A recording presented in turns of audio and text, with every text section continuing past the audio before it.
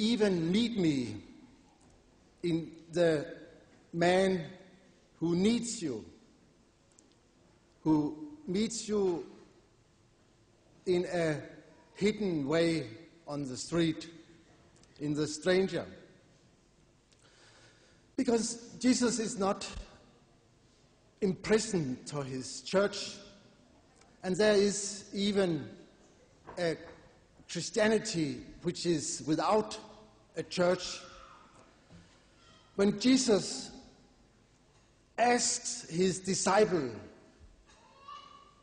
who they think he is, and they don't know what to say, and he is expecting an answer, then Peter,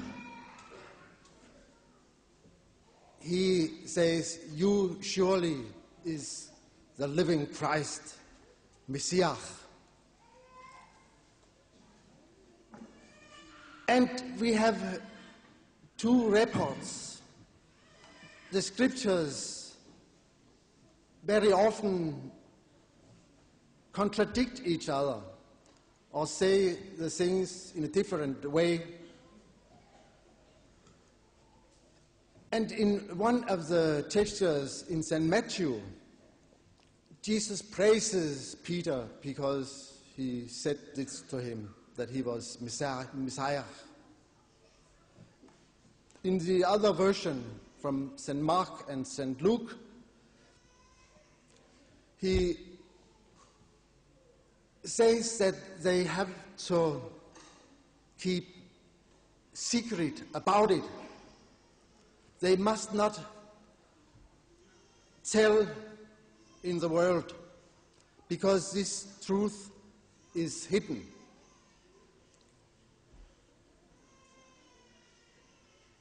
I think Jesus was not sure about his relation to God. He was wavering all the time long, and we hear him in different situations.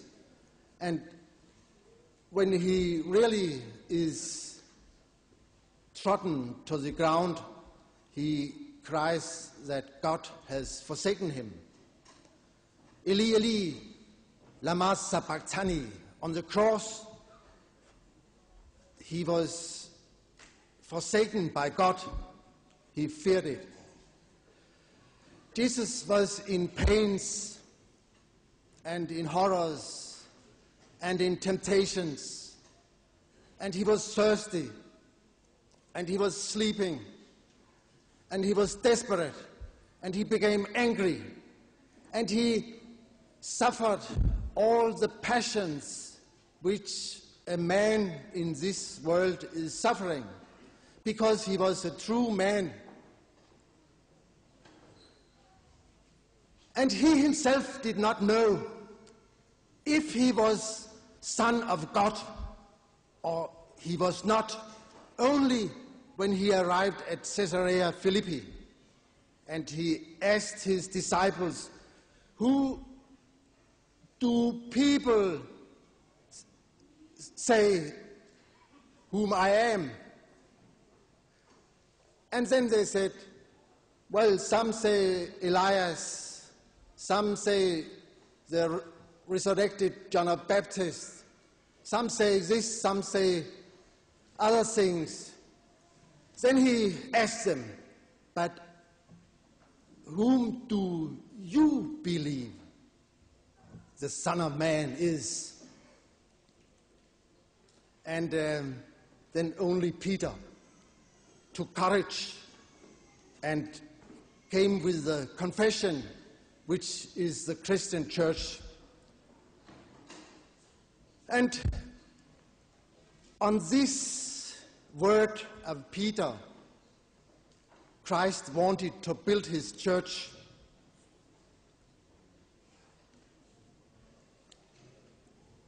And we have this visible church and churches, many of them, in all Europe, all over the world. But this visible church is not alone the Christian church. The church is invisible and is built where man meets another man and brotherhood evokes in their hearts. And he said, you shall love your fellow man. And not even that, you shall even love your enemy. And this is the hardest task. This is difficult for everybody of us. But if we were able to, the world would change at once.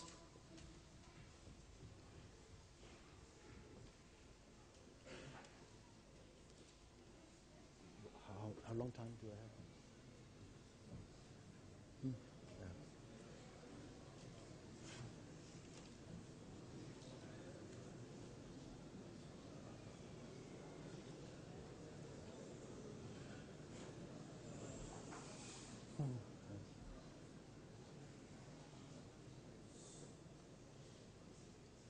The secrets of Jesus. The church is full of secrets. In Islam, there are not so many secrets. Everything is plain. The Prophet Muhammad, he made a new religion. I read that he said at the end, I think Surah 5, that in this way I have made you a religion, Islam, to follow. And naturally, you must love Muhammad, which your fathers have told you about. And I think naturally we must love in our culture, we must love Jesus, our brother, and whom we call our Savior. Because he is the Son of Man, we say. He is the one we bears in our heart by our love. Because we love him, we bear him in our heart, and when the time of our death is coming, we call for him. And then he comes from the inside of us. Because he is so close in many ways. He is the Word himself in which we address each other. So I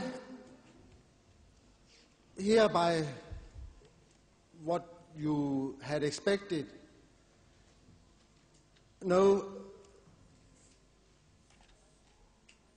that I say Jesus is God. He is the greatest lover of this world because he was able to love man from here to the end of the world. And I think there is a truth in the death on the cross. There is a hidden truth. I know it is abhorrent to Muslims, and it is also horrid very often for us to think that this so exceptional man, this poet, this lover, this filled with spirit and wisdom,